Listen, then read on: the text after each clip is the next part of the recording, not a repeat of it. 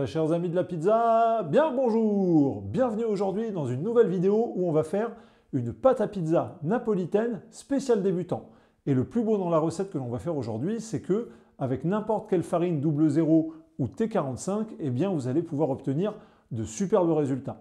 Le but de cette vidéo, c'est vraiment de vous montrer quelque chose que vous pouvez appliquer à la maison sans spécialement de matériel. Il vous faudra juste quand même un four qui soit un petit peu performant pour réussir la cuisson de votre napolitaine. Comme d'habitude, dans les vidéos, vous commencez à connaître un petit peu la maison. J'ai voulu tester des nouvelles choses et les premières fois, eh bien, on n'en garde pas toujours des souvenirs extrêmement mémorables. Quoi qu'il en soit, vous allez voir, on va avoir des belles images, on va avoir de la belle pizza et surtout quelque chose de facile à réaliser. Allez, j'arrête les explications, j'arrête le blabla et on passe tout de suite à la liste des ingrédients. Pour réaliser 4 pâtons de 250 g, vous allez devoir utiliser 614 g de farine, ici une farine avec un W moyen. Moi, j'utilise une Caputo Nuvola. Au niveau de l'eau, 368 g d'eau à température ambiante. Pour la levure, 0,65 g de levure fraîche de boulanger. Et pour le sel, 18 g. Pour faire la pâte, on va commencer par mettre l'intégralité de l'eau. On met ensuite l'entièreté de la levure dans l'eau. Une fois la levure dissolue, on va mettre notre sel. Alors il faut savoir qu'en général, on dit que le sel tue la levure, c'est vrai.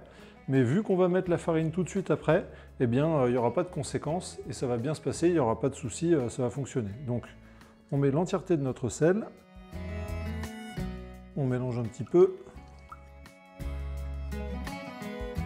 Et ensuite, on va verser l'intégralité de notre farine. On va commencer par mélanger avec la cuillère. Comme ça, on va absorber un maximum d'humidité et après, on fera le pétrissage à la main.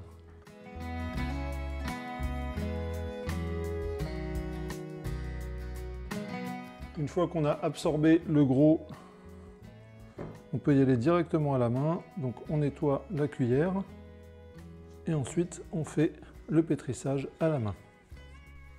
Cette étape de pétrissage, en général, va durer, on va dire, allez, pour être large, de 3 à 10 minutes grand maximum.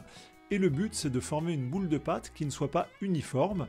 Il faut juste qu'on ait bien absorbé toute la farine, qu'on ait une boule de pâte, pas lisse, pas uniforme, mais que tout ait bien été absorbé. Si vous n'arrivez pas bien à travailler sur le bol, ce que vous pouvez faire, c'est que vous pouvez travailler sur le plan de travail. Une fois que vous avez obtenu cette boule de pâte, comme on en parlait juste avant, eh bien, on va la mettre à couvert, puis au repos pendant 20 minutes. On revient après 20 minutes. Hop, on décolle la boule de pâte. Et là, normalement, ça devrait aller assez vite. Un rabat, 2 rabats, 3 rabats, 4 rabats.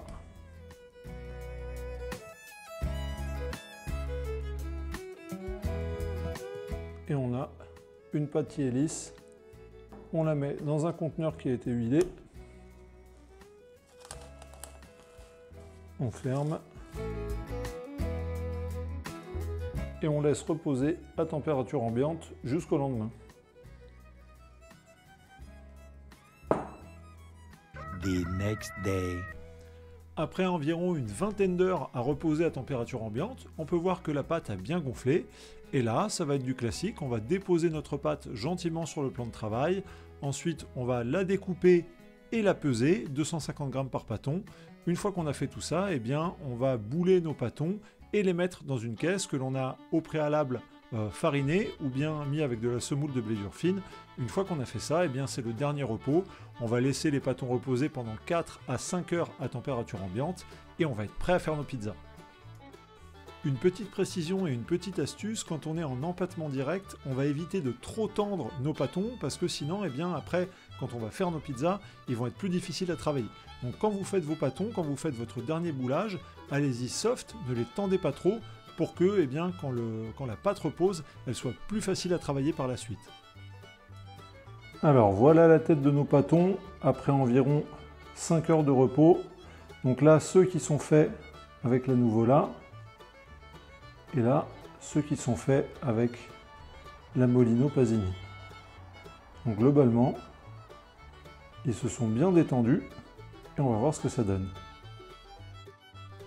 On commence avec la Caputo Nuvola et on peut voir que malgré le fait que ce soit un empattement direct, eh bien la pâte suit bien vraiment les mains. Il n'y a pas de souci, on arrive bien à détendre la pâte. Et quand on l'étire avec les poings, eh bien on n'a pas vraiment de zone fine. Le réseau de gluten est très performant, très bien construit et on a une super pizza. Avec la Molino Pasini, c'est pareil, la pâte suit vraiment bien les mains, donc on voit que même avec une autre farine, c'est top. Par contre, le réseau de gluten est un petit peu moins fort que la Nuvola, donc il faudra s'adapter pour ne pas faire la pizza trop fine.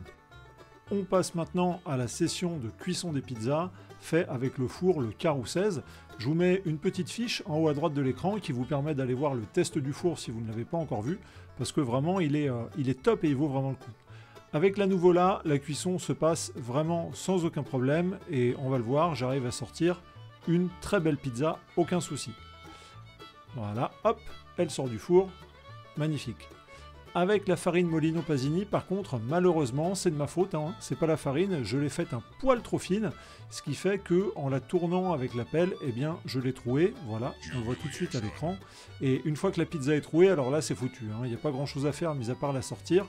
Donc là, on sort la pizza du four, et on fait tourner le four en mode un petit peu autolyse, si vous voulez, on le fait monter très fort en température, pour pouvoir évacuer au maximum les débris qu'on a sur la pierre réfractaire, et après on en fourne une deuxième. J'ai bien fait donc de faire plusieurs pâtons. Là on voit la pizza avec la Caputo Nuvola qui est sortie avec une pâte vraiment superbe, top, qui a bien gonflé. Et là c'est la seconde pizza donc, que j'ai sortie avec la Molino Pasini. Et on peut voir, c'est très particulier cette texture un petit peu léopard avec des petits points. Elle est vraiment très belle, elle a très bien gonflé. Donc voilà, quand je ne fais pas d'ânerie et que j'étale ma pâte correctement, eh bien vous voyez qu'on a des super résultats. Ici les deux farines avec le basilic et un petit peu de saucisson pour celle qui a été faite avec la farine Molino Pasini. Comme vous pouvez le voir, elles sont vraiment super appétissantes. On regarde les pâtes côte à côte et on voit vraiment les différences de farine. Elles n'ont pas réagi pareil lors de la cuisson. Au niveau de la couleur, de cette espèce de pigmentation, là, un petit peu léopard, c'est vraiment flagrant, c'est super beau. Et évidemment, voilà, le four qui nous a permis de réaliser tout ça, vraiment top. Si on regarde en dessous des pizzas, on voit qu'on est bien cuit. Bon, là, malheureusement, c'était après la catastrophe, donc on a une croûte en dessous qui est un petit peu plus colorée, mais pas de souci. On voit que globalement, on est plutôt bien cuit.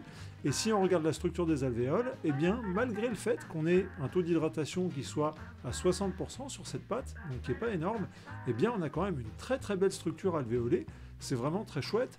Et regardez sur la Molino Pasini, c'est bien vitrifié, il y a même le soleil qui rentre à l'intérieur, c'est incroyable. On se croirait dans les vitraux d'une cathédrale, c'est vraiment beau, regardez-moi cette structure. Non, vraiment, la farine Molino Pasini nous donne de superbes résultats et le goût vraiment aussi est excellent. Autant la Nuvola je connais et c'est une référence pour moi, c'est très bon, mais là on peut pas être déçu.